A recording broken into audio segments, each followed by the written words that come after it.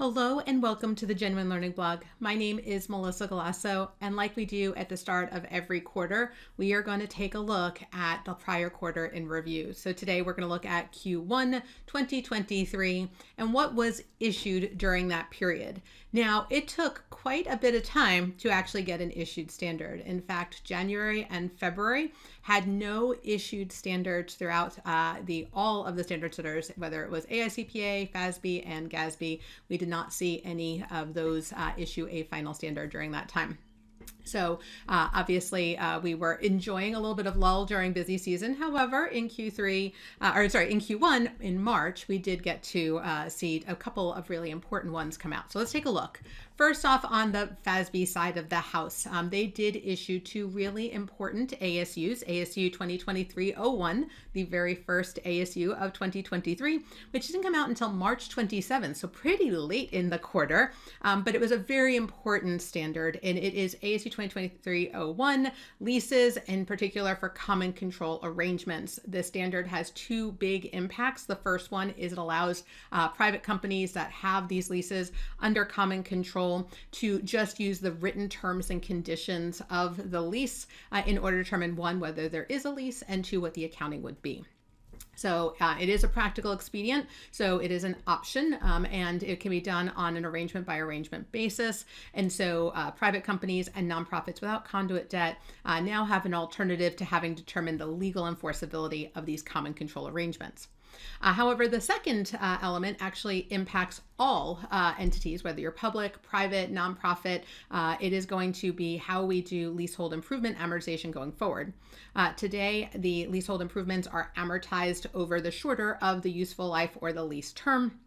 And this was somewhat problematic given issue one, in that we may have lease terms that are shorter given the written terms and conditions. And so as a result, the accounting wouldn't reflect the economics there.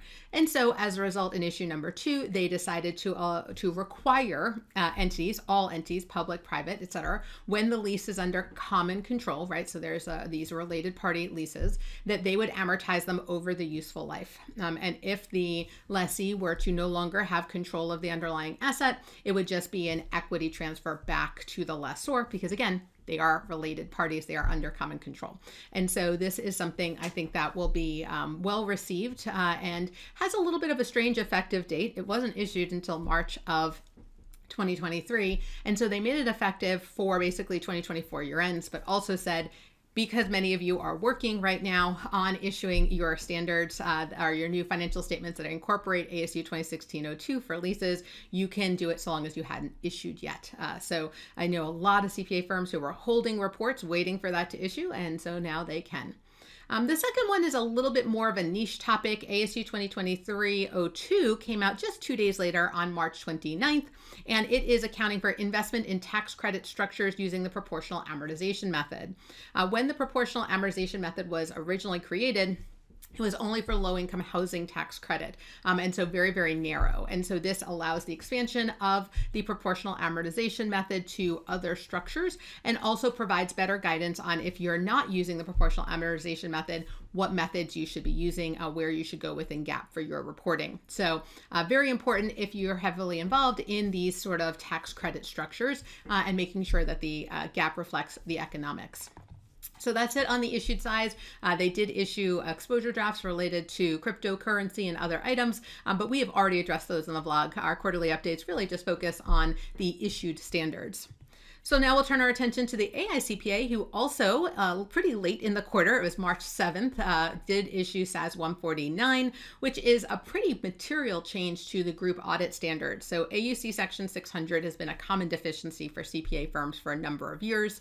In addition, the IAASB updated ISA 600, and so this was kind of a convergence effort mixed in with addressing some of those common audit deficiencies. So this creates two types of auditors that you have potentially working in the group audit. You have what is called the referred to auditor, and this is where we make reference to the other auditor out there that has done an audit of a component. And so today that would just be a component auditor, but now it gets a new term, referred to auditor, to differentiate between whether you're part of the engagement team or not. And then it updates the definition of a component auditor. And again, these are the other, these auditors who are part of the engagement team that are working on a particular component. And so they make some pretty significant changes in terms of terminology.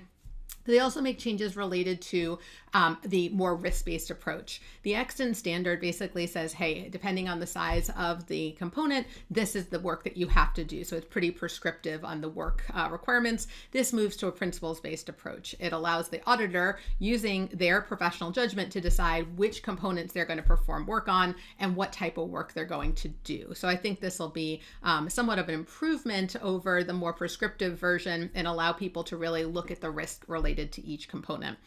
So this one has a pretty long runway. We're talking 2026 here. So not something that we're going to be focused on right now. We have plenty of audit standards effective this year.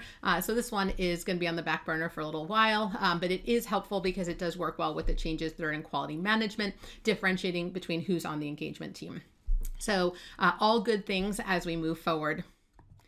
All right, GASB did not issue any new standards. They have some huge projects that they've continued to work on. They did meet in the first quarter and are trying to move that financial reporting model forward, as well as the risk and uncertainty disclosures. So we expect things to come down the pike, but they did not issue anything final in the first quarter of 2023. So that gives us a wrap on today's blog. So hopefully you are up to date on what has been issued in 2023. And we wish you a wonderful rest of your busy season. I know many of you are preparers who've been working very hard. I know some of you work on single audits. That 3/31 deadline was real. So we are very appreciative of all your hard work. So keep doing a great job, and we look forward to seeing you on a future blog. Have a great day, guys. Bye-bye.